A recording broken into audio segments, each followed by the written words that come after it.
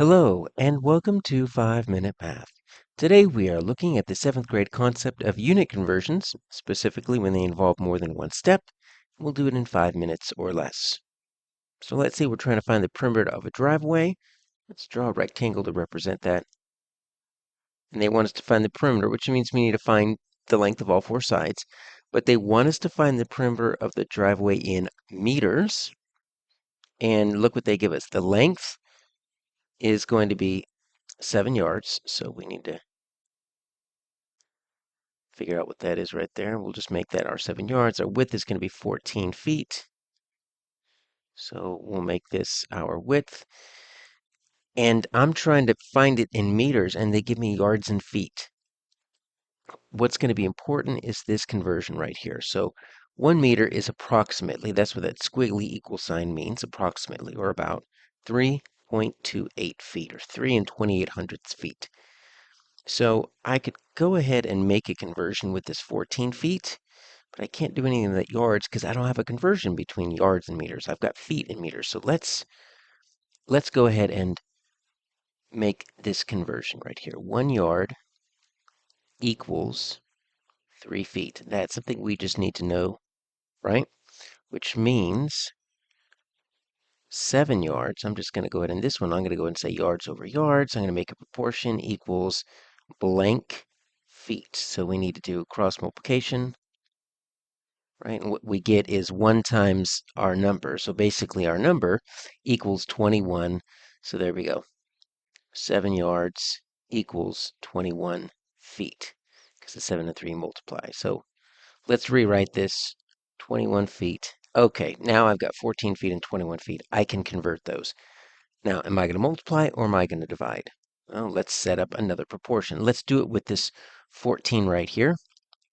And let's see what we've got here. So 14 feet, right? And let's see, I need to convert that into meters. So I'm going to say 14 feet over meters. Doesn't matter if you've got feet over feet or feet over meters. What matters is you just keep it consistent with the other one.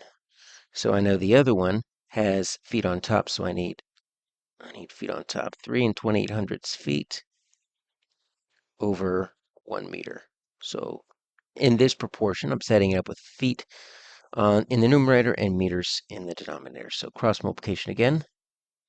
So I've got an unknown there. I'm just going to say 3.28 times that x equals 1 times 14. So that's just going to be 14. So I need to use my properties of equality there.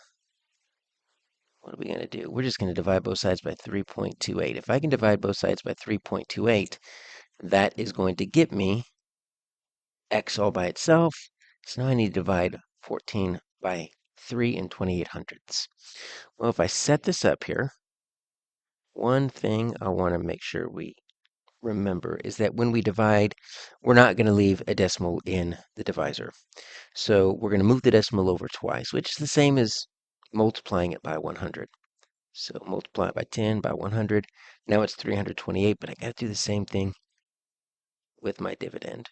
All right, so now we're able to divide 328 into 1,400 or 1,400. So what I have so far is 4 and 26 hundredths. I'm going to stop at the hundredths place, though. I can keep going on. I'm going to actually round this up to a 7, because look at how much.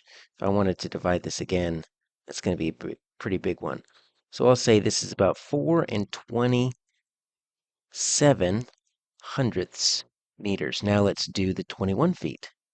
So that is about 6.40. We'll call that a 6.4 meters. And that's not the answer, because I need to find the perimeter. So now that I've got both of these in meters, let's just add up all four sides.